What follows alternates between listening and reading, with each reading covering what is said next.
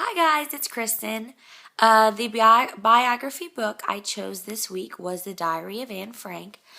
This book was actually on a reading list I got when I was in middle school, but we got to choose what books we read, and I did not choose this book. And then when I went back to school, everyone had read it, and I always wanted to go back and read it. So I took this opportunity to read it. I don't have the book with me because I returned it when I got my informational books from the library. It was a very good book. It was very interesting. I think I would have enjoyed reading it at the middle school age because I would have been able to really relate to Anne and what she was going through and how she was hiding and she was fearing her life. I thought it was a very, very good book, and it was really interesting that it wasn't even made to be a book. It was just her diary, and then it sold all these millions of copies. So I thought that was one cool thing, that her memory could live on through her diary, and that she would have liked that. For my informational books, I chose 3, obviously. The first one is Chemistry Projects with a Laboratory You Can Build. And this is actually in a series of books by this author, Robert Gardner. As you can tell, the cover illustration isn't that great. Out of all my informational books, this is the one that had the least vibrant pictures. Not all of the experiments had pictures to go along with it, but one thing that I noted and that I really liked is that I felt like the book was very organized. The section for materials is color-coded. Everything is blocked out, so it makes it really easy to see and to use.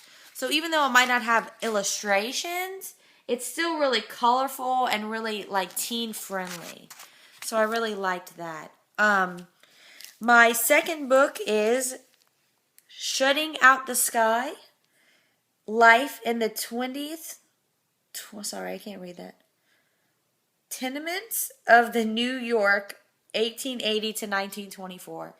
As you can see, this cover is very eye-catching. It is a picture of this era that the book is actually written in. So that really catches your eye. Out of all the books, this one was very boring. I'm not really interested in history, so that might be why. The pictures inside were really cool. They were pictures from that era. And then I read later when doing research about the author that she actually visited New York numerous times and met with many people, and she handpicked the pictures herself that she wanted to appear in her book. As you can see, like, they're not even really black and white. They're the ones with the reddish tint. And I feel like those are even older. Like, it's reddish, then black and white, and then color. She started off each chapter with a quote, too. I thought that was really cool. So that kind of spiced the book up a little bit. But out of all 3, this was definitely the hardest one to get through and to relate to. It's a history book about 5 immigrant families surviving in New York in the 1900s.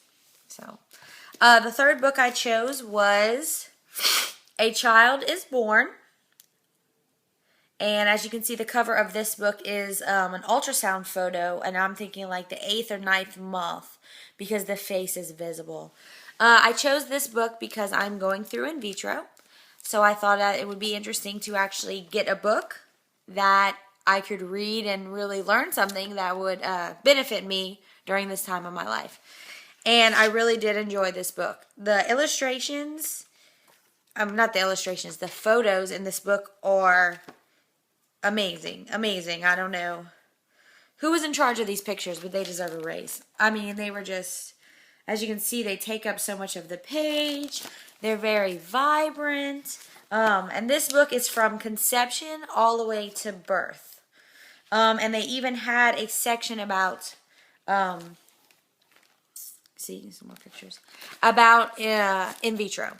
So that was kind of cool to read about what happens in the lab. And see, here we go. So this book was really nice. I really enjoyed the illustrations.